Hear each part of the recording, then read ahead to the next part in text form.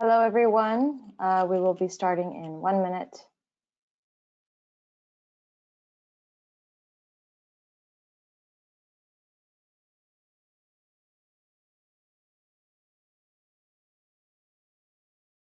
In the meanwhile, if you do have any questions related to the webinar, please submit them using the chat function in the GoToWebinar platform. We will be answering all of your questions at the end during the live Q&A session. Just a reminder, this webinar is 45 minutes long and with a 15-minute live Q&A session at the end. So now I would like to welcome you all to our webinar today on designing compact electric machines for the toughest environments. Some of you may be familiar with our company, but for those of you who are not, Delta-Q Technologies is a leading manufacturer of battery chargers for both lead acid and lithium-ion batteries, and we are part of the ZAPI group of companies. My name is Akanksha, and I am the Content Marketing Manager here at Delta-Q Technologies, and today's webinar moderator. Today, our speakers for this webinar is Chris Spotting, Delta-Q's Manager of Research, and Murad Chergi, Senior Product Manager at Delta-Q. Chris brings over 20 years of experience in energy storage, power electronics, and electric vehicle powertrains, and joined Delta-Q Technologies in 2012. Chris is responsible for managing engineering research activities at Delta-Q and manages the company's battery lab, which is an accredited efficiency testing facility. Murad Chergi joined Delta-Q in 2016 and has more than 25 years of experience in product management across engineering, marketing, and business administration in various industries. At Delta-Q, he spearheads our new product strategies across power conversion, battery charging, vehicle electrification, and regulatory standards. Just a reminder that today's webinar is recorded, and we will send you the webinar recording and presentation slides after the webinar is over. Today's webinar is the second part of our 3-part webinar series for the XV3300. Part 1 happened on March 1st, and we have a link to the recorded presentation in case you missed it, which you'll be able to access when we send you these webinar slides. In that presentation, we discussed how non-road mobile machinery is rapidly changing and moving towards battery-powered mobile machinery. We also discussed why there's an urgent need for onboard charging that are rugged, reliable, and fully sealed to stand up to harsh onboard environments. We introduced our new 3-in-1 XV3300 battery charger, and we discussed how it was developed and how it meets the needs of OEM's voltage, power, durability, and functionality demands. Part 2 today we'll discuss on designing compact electric machines for the toughest environments. And our last part will be on May 9th, where we will focus on high voltage charging solutions for the non-road mobile machinery. And we will be doing this as part of the ZAPI Group's Future of Electrification Conference. I would like to now pass it on to Chris to begin our webinar. Thank you. So a quick overview of what we'll be talking about this morning. I'm going to start with a quick overview of our XV3300 charging solution. Then I'm going to talk about the harsh onboard environment which a battery charger has to survive and what that means for the design and the validation of the component. And then I will hand things over to Murad, who will talk about system integration in the vehicle and some tips and tricks for how the whole system functions together. We'll end with some key takeaways, and then we should have plenty of time for live questions and answers. So first, the XV3300. We call it a 3-in-1 charging system because it is a 3.3 kilowatt battery charger for 48 to 120 volt battery systems. But it also integrates a 500 watt DC-DC converter for auxiliary output, 12 volts or 24 volts, and a interface to support EV charge stations. The charger itself is quite compact, 7 kilograms, about 30 by 20 by 10 centimeters. comes in fan or liquid cooled versions. We're currently in volume production with the fan cooled version, which is what is shown there, and the liquid cooled version will be following shortly. It's sealed, rugged, and a die cast housing, is reliable and validated to a 8-year service life, and has all the global approvals needed for a product to be used around the world with different AC inputs, safety, and EMC specs. So how do we come by these specs, and how do we design and validate for them? I'm going to talk through some of these areas: ingress of dirt and fluids, mechanical shock and vibration, thermal extremes and cycling, durability, and validation testing. So starting with dirt and fluids, particularly in a outdoor environment, but also in a wet indoor environment or a dusty environment, it's necessary for the battery charger to be sealed.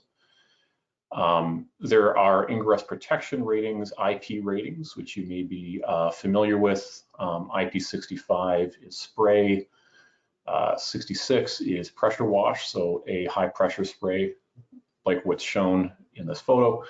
IP67 is submersion to 1 meter, and then finally 69K or IP69 is for steam cleaning, so high pressure jets of high temperature. In an application where a machine gets pressure washed or goes through a regular high temperature wash down, knowing the difference between these ratings can be critical.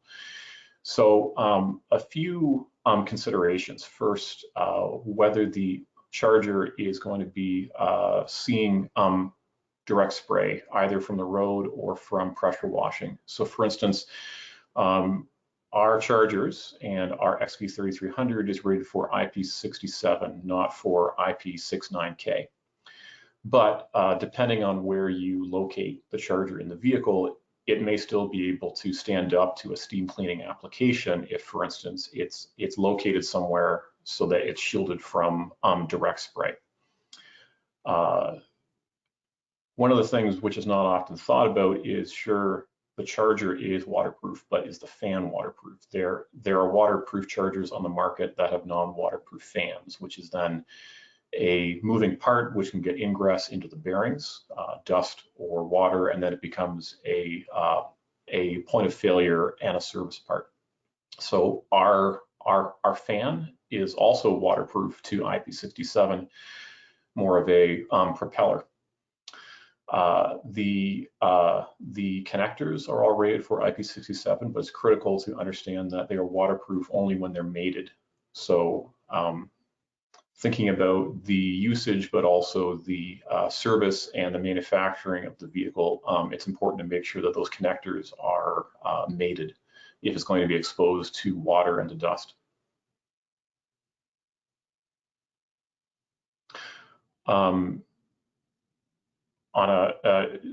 I talked about if the vehicle, if the charger is located under a vehicle or somewhere where it sees direct spray from the road or from an off-road surface, and of course that's not just fluid, that's also dirt, dust, sand, and in particular gravel is probably the worst case in an off-road use. So the plastic fan and shroud isn't going to stand up to direct gravel bombardment. But there are various design issues to get around that. One would be to locate the charger somewhere where it's not directly exposed to that gravel, or orient it in a way that the plastic parts aren't facing down or forward.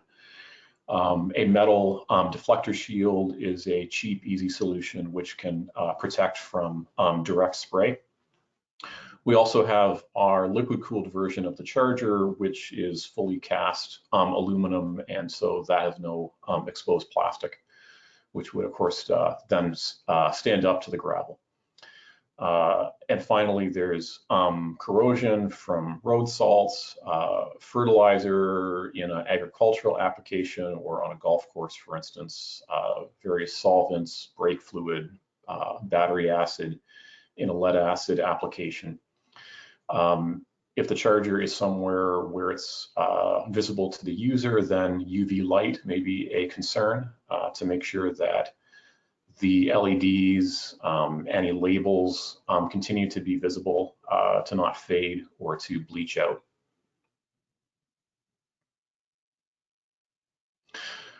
Moving on to the mechanical side. So shock and vibration is a huge area for a variety of off-road applications.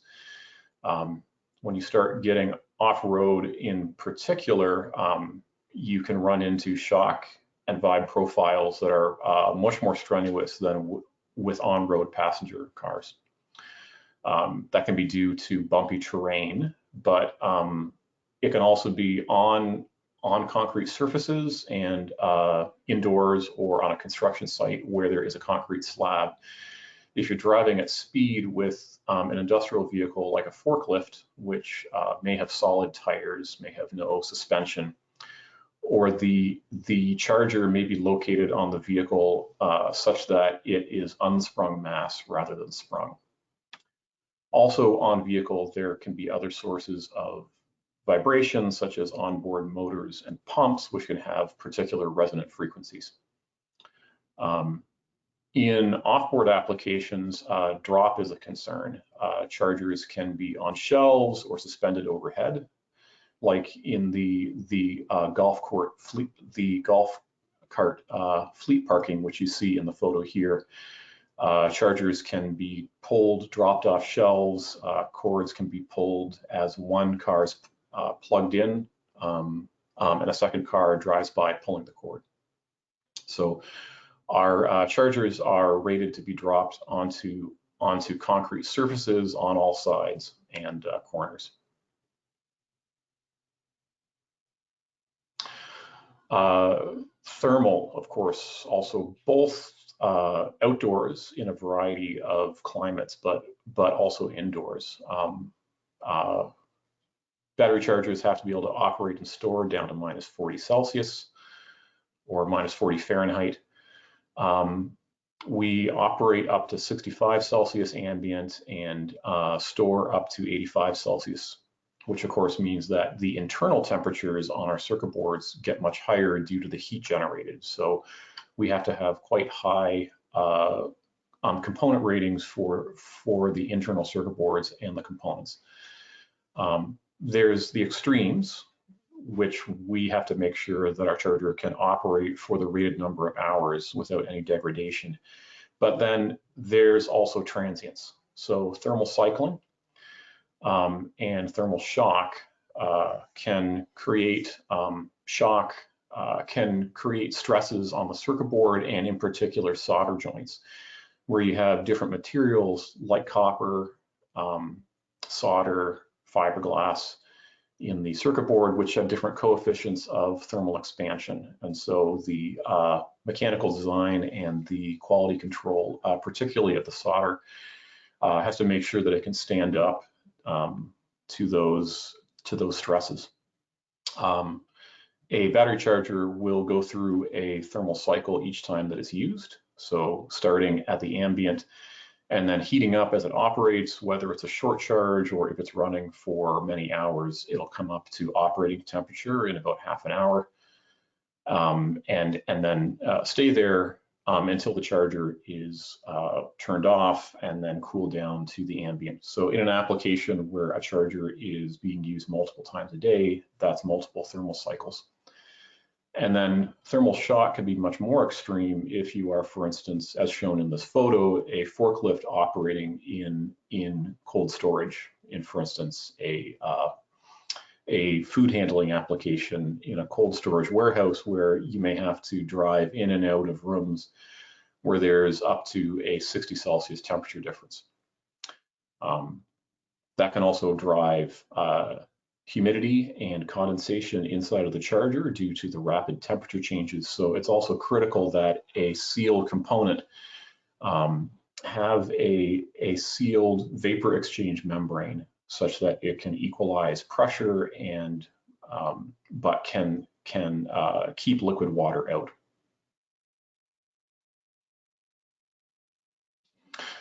So speaking of thermal brings us to cooling.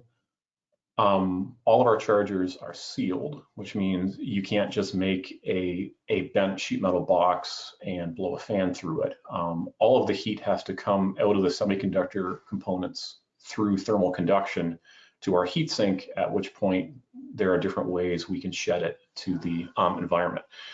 So this tends to depend on the power level and the density needed by the application. On the left is a passively cooled charger. We don't have a passively cooled version of our XV3300, but we have a full range of lower power industrial battery chargers for residential power applications. And below about 1 kilowatt, those are usually passively cooled. So this is simple, it's reliable, it's quiet, it's efficient because there are no moving parts. So you don't have the possible failure mode or noise of a fan.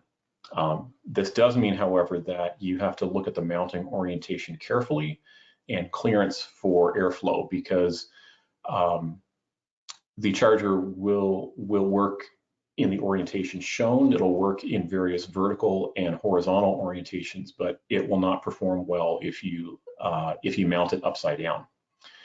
Because with passive convection, you want cold air to be drawn in the side of the fins and hot air to rise off of the fins in a sort of a chimney effect. And for that to work, the fins have to be facing up or out, such that some of the fin surface faces up. But if it's facing upside down, that's an issue. That also means that you have to have at least 2 inches of clearance on the sides and on the top, so that fresh air can be pulled in and hot air can exit through the top. At higher power levels, over about 1 kilowatt, we tend to add a fan. So what you see there in the middle is the fan-cooled version of the XV3300. With a fan, we can get smaller because now you don't need as much heatsink fin surface area. With the actively driven airflow, you're able to shed the heat from much less fin area. Now this adds cost, and the noise of the fan, now you have a moving part, not necessarily suitable for a dirty environment. As I said earlier, our fan is sealed to IP67, but it's not going to stand up to gravel or being choked by dirt. You would still need some area, some gap here for airflow. And then finally, at higher powers, it starts to make sense to move to liquid cooling. So what you're seeing on the right there is a CAD image of our liquid cooled version of the XV3300 charger. This will lead to the smallest size, both the size of the charger and of the application, because you don't need any air gap. You can just stack these, you can literally stack these right up metal to metal. There is higher system cost and complexity because now it needs to be plumbed into a larger cooling system. So liquid cooling tends to be used on board on machines which already have a liquid cooled powertrain. So they already have a radiator, fan, pump, expansion, etc. For cooling larger powertrain systems like the traction motor, inverter, and battery pack. So talking a little bit more about the fan-cooled installation. So the way that the fan operates, as you can see, particularly in the lower right, there is a central fan. What we're showing there is CAD of the casting with the fan removed, so you can see some of the smaller heatsink features under the fan and the shroud. But air is pulled in the top and it's blown out on 3 sides, on the 3 sides where we don't have the connectors. So if that fan becomes blocked, the charger will still operate, it'll protect itself, but it will derate its output power if it's not able to shed all the heat that it needs to shed.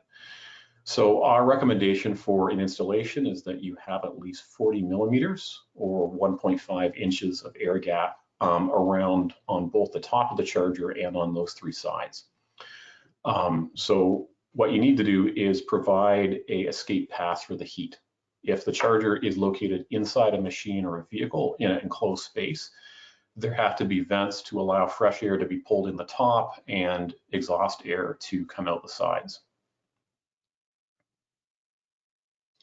So durability and reliability.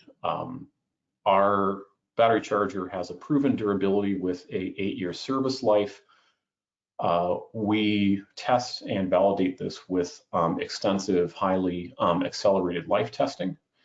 We test to a automotive standard, GMW 3172, which we have customized for off-road use. And what that means is that we can quantify what the reliability level is using statistical analysis based on the design of our tests and the sample sizes which we use. We can have a confidence level in a reliability.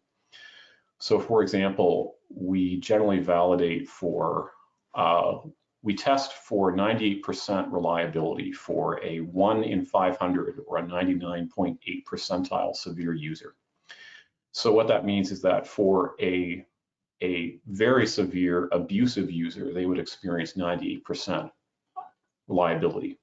And we can have a statistical confidence in that. Now, of course, the typical user is not an abusive user. The typical user is going to have a reliability level which would be much, much higher.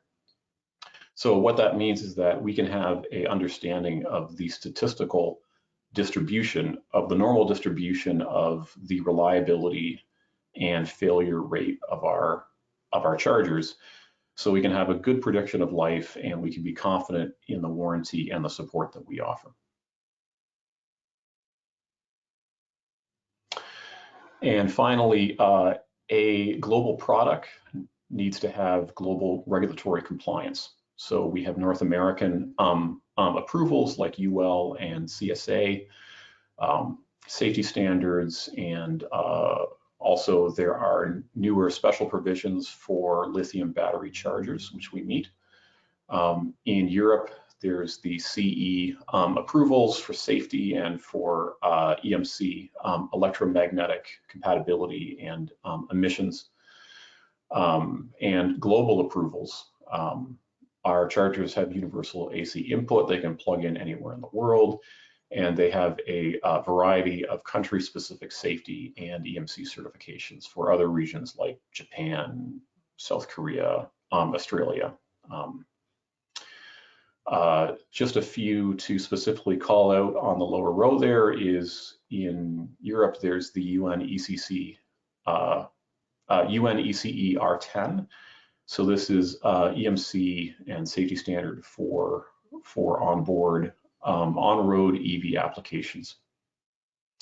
Also in North America, the FCC is the compliance body for EMC for electromagnetic compatibility, and our chargers, including the XV3300, tend to be rated for not just Class A, which is industrial use, but Class B for residential use in applications that start to get closer to the consumer and plug in a home or office.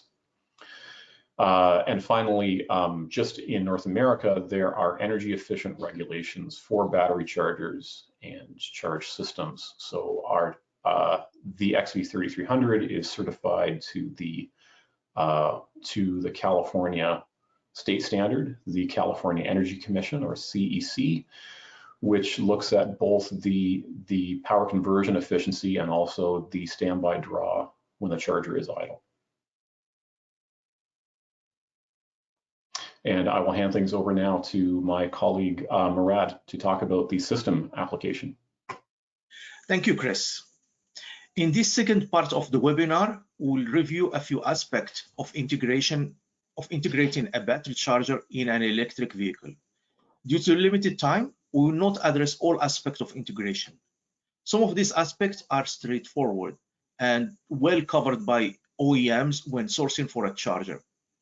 Aspects like output voltage, output power, voltage ranges, mechanical side, CAN bus communication, IP rating, regulatory and compliance standard. However, there are more advanced topics that may be unfamiliar to OEMs, at least in the early phases of the design, especially for those OEMs who are new to powertrain electrification. One of the first aspects is where to place the charger. Certain applications need the charger to be off-board. This requires the vehicle to return to a specific location to charge the batteries when depleted. But the advantage of this is that it doesn't add any weight or take any space on the vehicle that could be very compact. That puts some pressure and more requirement on the charger in terms of design, testing, and certification. Additionally, it requires advanced power and data connection systems for connectors and outlets. Another type of application is a hybrid application where sometimes the charger could be used on board the vehicle or off board. And in some applications, the batteries are swappable, so the charger is also removed to be able to charge the batteries. And this also can enable charging while operating the vehicle. There are other applications where an off-board charger is there to actually enable faster charging with the onboard charger, so where they work in combination. But the most widely used application for chargers is to use them on board. This enables the vehicles to be able to charge anywhere where there is a power supply. But the consequence of that is the charger needs to be very compact, because now size and matters, especially in super compact vehicles. The charger itself must withstand, as Chris explained earlier, a high level of shocks and vibrations that are present in this environment, especially for off-road applications. But there is some advantages, is that in this onboard application, there is no cable wear and tear, and there is no risk of misplacing or losing the charger or having it disappear in a site or application. So onboard application is by a big extent the most used scenario. For many applications requiring higher power than 2 kilowatts charging, the residential AC plugs are enabled to provide such level of power. OEMs need to consider higher power industrial type AC outlet, such as in North America, NEMA 6, either 20 amp, 30 amp, or even 50 amp, or in international market, IAC 6309-2, either in single phase 16 amps or three phase 32 amps. And there are other solutions as well. Alternatively, AV charging stations or AVSEs, as they are known, provide an excellent power connectivity system, especially for charging in an outdoor environment, providing the safety necessary as well as the high power required to charge larger battery packs. The determination of what the charger needed may be simple math. You start with determining how big is the battery that needs to be charged, how long will it need to be charged, and then you deduct from this the minimum charge power required. But in nowadays applications, it's not that simple, because OEMs sometimes they offer different battery sizes for different applications and usages. So this requires different sizes also of powers and of chargers to enable slow or fast charging. So things become a little bit more complicated. One of the innovations that we have introduced a couple of years ago is the ability to parallel several chargers in a modular fashion to add power as needed. So 1, 2, 3, or even more chargers can be put in parallel to provide higher level of charging power. This enables a flexible package space and also multiple power levels. The system that we have introduced is called the stackable charging system. For the XV3300 in particular, up to 3 chargers can be used in parallel. This enables charging powers from 3.3 kilowatt to 10 kilowatts. The stackable system appears to the application, to the BMS, as a single large charger. So the BMS will only talk to one charger via the CAN protocol. But it enables OEMs to provide several charging power, and especially for those like faster charging times, they command higher prices and higher margins for the OEMs for this, typically for this type of application. These stackable systems allow mounting flexibility for easy integration in compact vehicle, and also it provides a level of redundancy in case one of the chargers fail. This system is compatible with the typical outlet, either single phase or 3-phase, but it's also compatible with EV charging stations, either in North America and Japan with ACE G1772, or in Europe supporting Mode 2 and Mode 3 AC charging.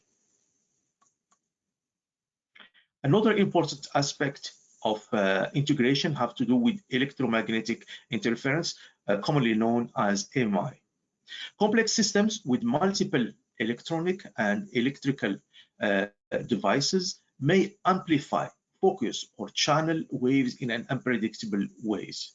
So this means that even though the component by itself comply with standards and with thresholds, when you combine them together, unexpected results may cause high magnitudes on specific frequencies. So the recommendation here for electric vehicle manufacturers is to choose components and subsystems that meet stringent EMI standards. Also, they need to consult with the component and subsystem manufacturers regarding design and installation recommendations. One of the important advice is that vehicle OEMs need to have the capabilities to perform in-house pre-compliance AMI with all components installed. These tests should be conducted as early as possible in the design phase and design and prototyping phases, to be done early and often to make sure that everything is working and progressing. And the OEM need to keep flexibility in terms of being able to change the cables and the routing of the cables, and possibly adding filters and beads. There are different ways on how to mitigate electromagnetic interference. The first one has to do with the wire routing and selection.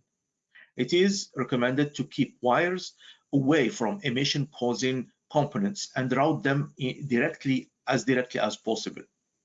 Wire routed alongside emission-causing components pick up and conduct these emissions. The system should avoid wiring loops.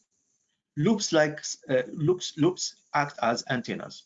The bigger the loop, the bigger the physical area of the loop, the greater the risk it will emit or pick up AMI. Also, it is recommended to ensure that the EC cord particularly have the correct type and gauge. Choosing the incorrect cord can adversely affect emission. The second aspect have to do with shielding and grounding. So if the wire must be routed near emission-causing components, they may need to be shielded to reduce the severity of conduction. Regulations often allow the shielding to be connected to any point of the wire, but it is usually most effective when connected to a chassis or circuit ground point. Similarly, emissions from wires can often be contained by a grounded shield.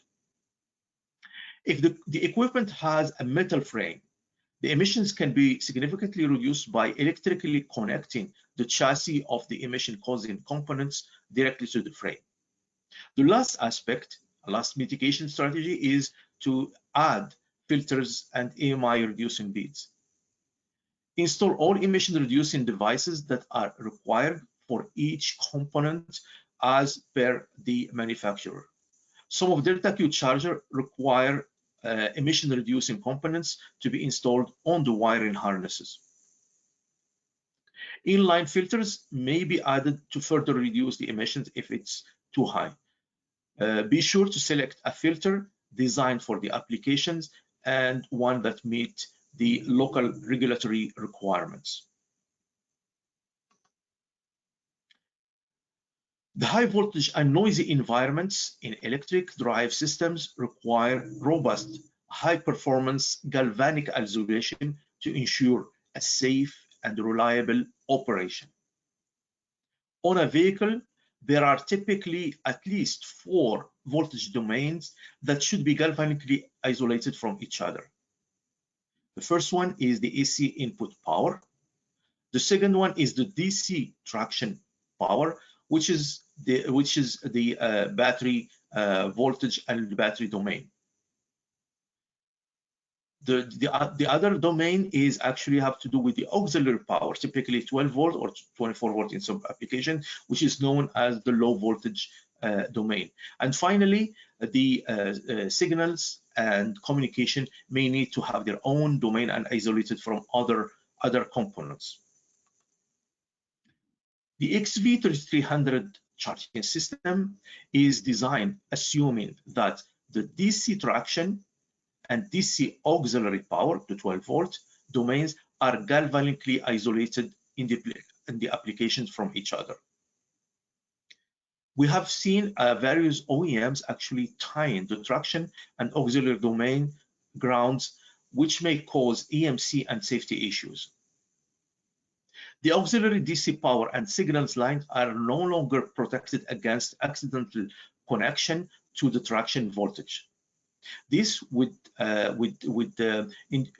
cause risks of permanent damage to the charger or to other subsystems on the vehicle. It also may cause degraded AMC performance, in which case there is a need to add system-level mitigation against disconducted emissions.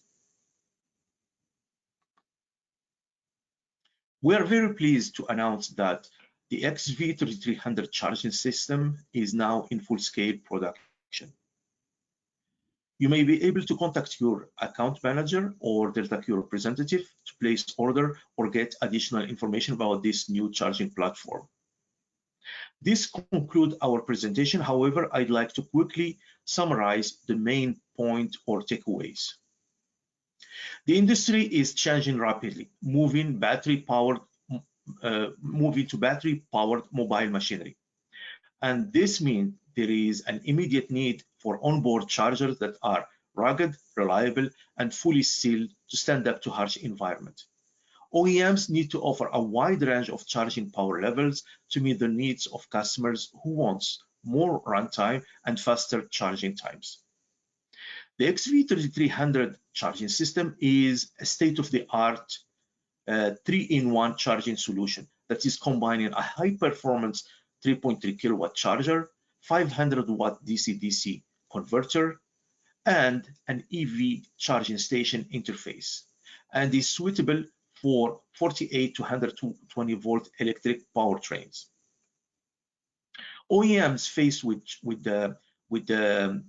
electrifying vehicles and choosing chargers may need to actually look up for chargers that are suitable for automotive and no-road machinery with the reliability needed and tested to an 8-year service life.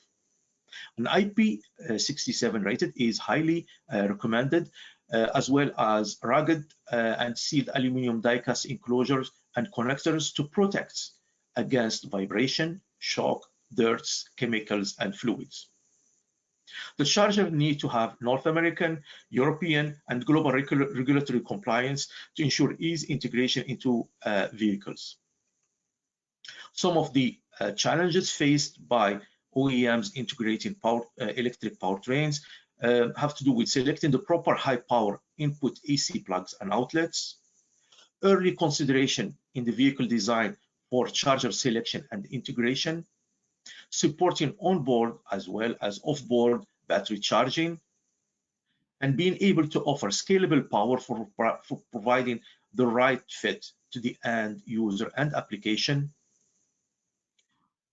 Thermal management is an important issue, as well as AMI and AMC testing and mitigation. And with this, it brings end to our presentation. I would like to thank you for your time and attention. Now, let's move to some questions and answers. If anyone has questions, we would be happy to address them. Thank you, Murad. Thank you, Chris. We are now opening it up for live questions. If you would like to get your questions answered, please submit them using the chat function, and we'll give you some time momentarily to do that.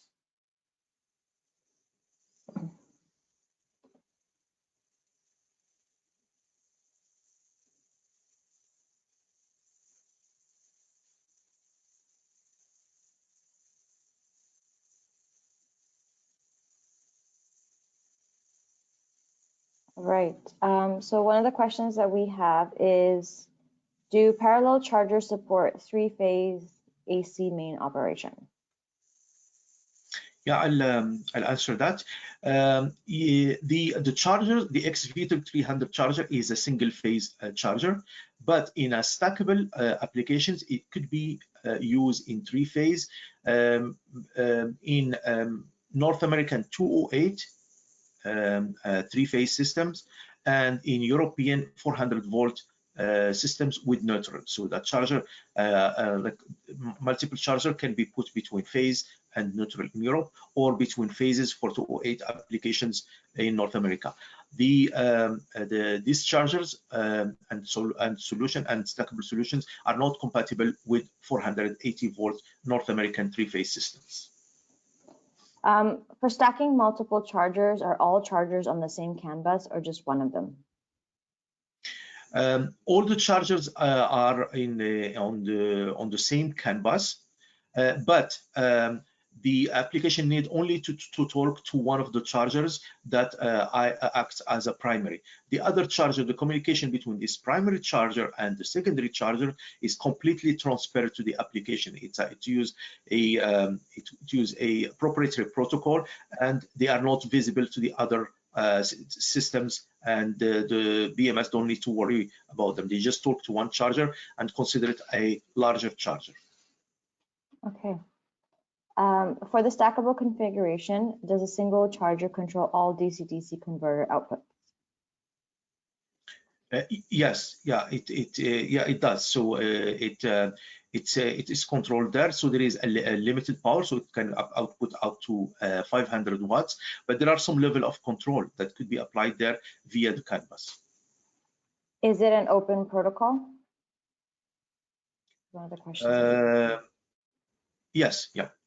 It's use either G1939 or CAN open, both of them. We support, like the chargers support both CAN open and G1939 protocols. Perfect. Is it complicated to control multiple chargers when you have them in parallel on a vehicle? It's not complicated at all. It's exactly like talking to one charger. One charger will be designated as a primary, and you only talk to the charger, and you consider it actually have the power of all of them. So that charger will distribute the load between the different modular charger in the system, transparent of the applications. It will also report the currents, and several parameters to the system. So it's communicating with a stackable system is as easy as communicating with a single charger. Okay. And what if an application requires higher than 500 watts of 12-volt auxiliary supply?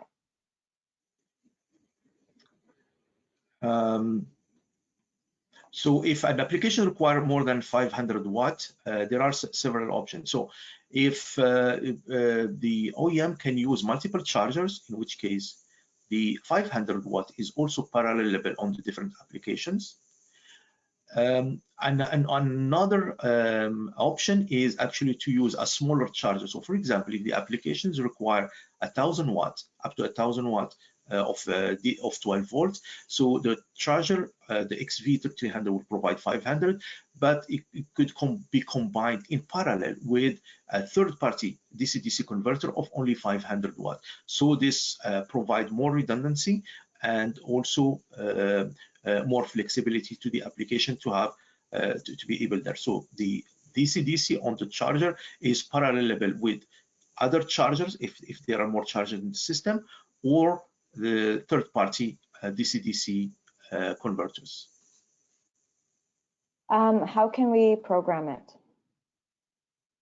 Chris maybe can address this question.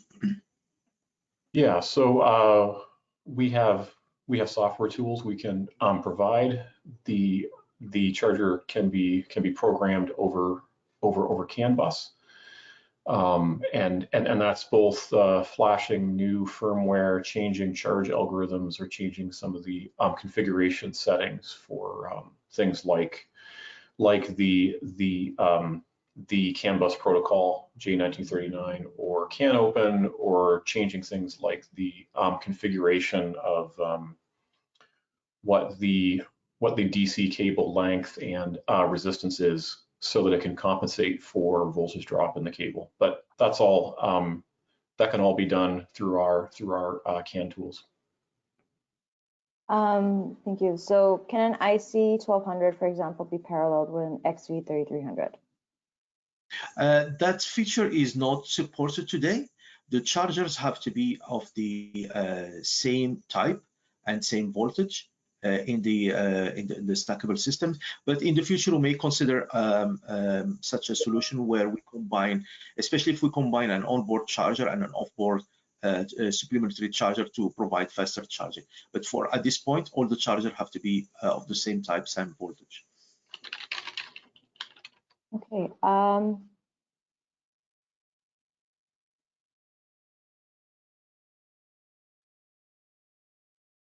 Another question is, can we monitor the system by CAN bus? Can you repeat the question, please? Can we monitor the system by CAN bus? Absolutely, yes. Yeah, you can monitor the system, and actually there is a lot of parameters that you can get from the charger. You can also get, for example, the voltage, the currents, what is the watt hours, and various type of information you can extract it from the CAN bus. And the CAN bus also used to control also the system. So it's both a monitoring interface and a control interface, as well as it can be used to pull out of the charger a lot of data that it has recorded during the charging. Okay.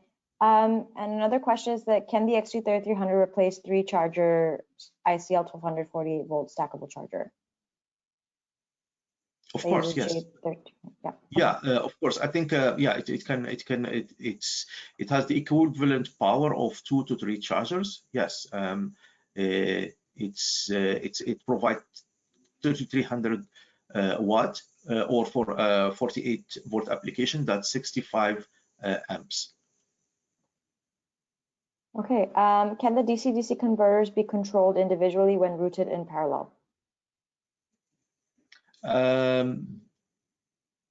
Yes, they are controlled separately by accessing the different parallel. But I think for a proper operation, they need to work together.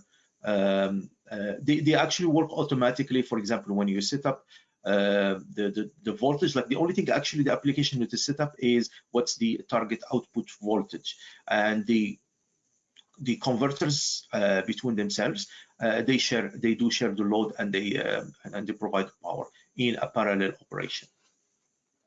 Okay. What is the maximum voltage with the 3300 unit? We have three maximum voltage levels. We have one version that is 58.8 volts. So this is meant to stay below 60 volt threshold, so that's a touch safe voltage. We have another version, and especially that one is maybe used for lead acid applications, that go to up to a maximum of 65 volts. And we have a third version that provide voltages up to 120 volts. So this is actually meant for 80 volts and 96 volts nominal voltages. Regarding the water-cooled chargers, what kind of water circulating system, such as reservoir, heat converter, fan, etc., is needed? Chris, maybe. Yeah, so our charger is designed to be plumbed into standard liquid cooling systems. So the coolant itself is usually a standard mix, typically 50-50 of water and propylene glycol or ethylene glycol, so standard automotive coolant. That mix may vary 40-60 or 60-40 depending on the climate. In terms of the specs of the radiator, fan, pump, that sort of thing, that's usually going to be determined by the vehicle or the machine's larger cooling system. So usually the charger is not the only liquid cooled component on the vehicle. In fact, it's usually one of the smaller ones. Usually the liquid cooling system would be designed and sized for the traction motor and its inverter or motor controller. Often the battery pack is also liquid cooled. Sometimes on the same cooling loop as the traction motor for simplicity and cost, and sometimes on a separate cooling loop as the battery is more sensitive to high temperatures. That has more of an impact on its life than it does for the motor. But typically, those are much larger components. They have more heat to shed. They need higher flow rates. And the battery charger would be plumbed into one of those loops, usually in series. So we would have quite a high flow rate through the charger, not because the charger needs it, but because the other inline powertrain components do. Thank you, Chris. Can the XV3300 provide 24-volt DC-DC output? Yes, there will be a variant of the product with a 24-volt auxiliary output. And can you charge all kinds of batteries? Yes. So the charger in the different voltages can charge either lithium applications or lead acid. The 58.8, the 58 volt version, which goes with where the voltage goes to maximum 58.8 volts, is especially for lithium. It cannot properly charge lead acid batteries, but the 65 volt version and the 120 volt versions, they can charge both all chemistries, all battery chemistries. Yeah, I'll just add just a little bit more detail, which is that Delta Q has been around for about 20 years, actually over 20 years, and we have many years of experience charging lots of different battery chemistries. So we have a validated library of battery charge profiles for lots of different flooded lead acid, AGM and gel, industrial forklift batteries, lithium, NMC, NCA, lithium iron phosphate, all the chemistries. We work with a variety of battery makers and BMS and pack makers, so we can control or be controlled over CAN or PWM inputs. We can do temperature compensated charging of lead acid batteries, and so when Murad says, you know, that certain of these chargers are designed based on their maximum output voltage for certain applications, we have software support for all those batteries. The 58.8 volt maximum charger is going to be typically suitable for a lithium ion application with a nominal battery voltage around 50 volts. the 65 volt is going to be more suitable either for a lithium battery that needs a little bit higher voltage because it has more cells, or a lead acid 48 volt 24 cell application. And then finally, our 120 volt charger is going to be suitable for lithium with nominal voltages anywhere from 72 up to about 100 volts. But it's also suitable for lead acid 80 volts 40 cell, which is common in large class 1 forklifts. Another question that we have is if we want to put 2 loaders or 3 loaders, you must consider one for master and the others not. And do you have to program one at a time? The chargers actually come pre-programmed from the factory. No, we don't need to program them. They are pre-programmed. One of the chargers need to be what we call a premier version, which is a primary, and the others could be secondaries. It could be they could have also DC function or not. So there is a lot of flexibility. We have several variants of that, but typically the software get loaded at the factory, or we can provide actually also to the OEMs to load themselves. Okay. And can the 70 watt DC-DC outputs when charging be paralleled and load share too? Yes, they can. Yes. What are the chargers recommended for a 48 volt lithium battery? Chris, maybe. Yeah, so for a 48 volt nominal lithium ion battery, we would probably recommend our 58.8 volt charger. You probably don't need a charge voltage higher than that. If you need our 65 volt charger, then probably the nominal battery voltage actually isn't 48 volts lithium. It's either lead acid or it's a higher voltage lithium. But for instance, common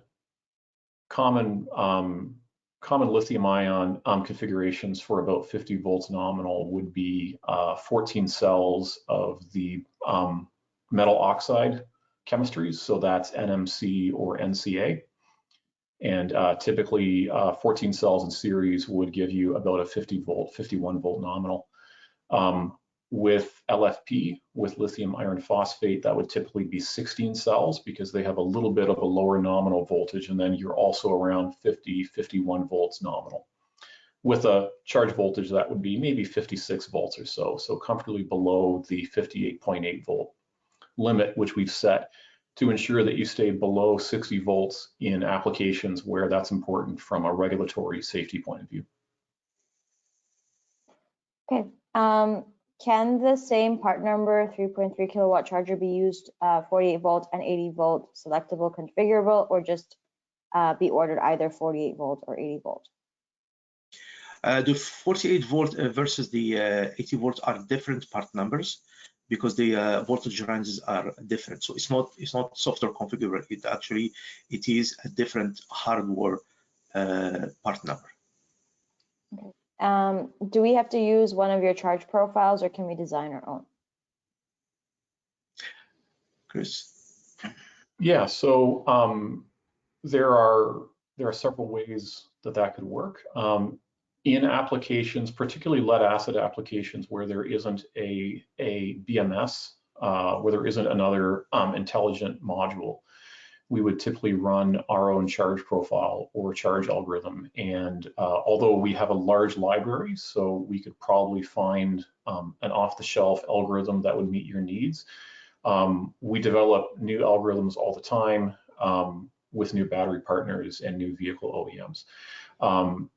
In a lithium application, it's more likely that we would be controlled over CAN bus. So in that case, your BMS or vehicle controller could send voltage current commands to the charger over CAN. So in that way, your module or a third-party module would be controlling the actual charge profile.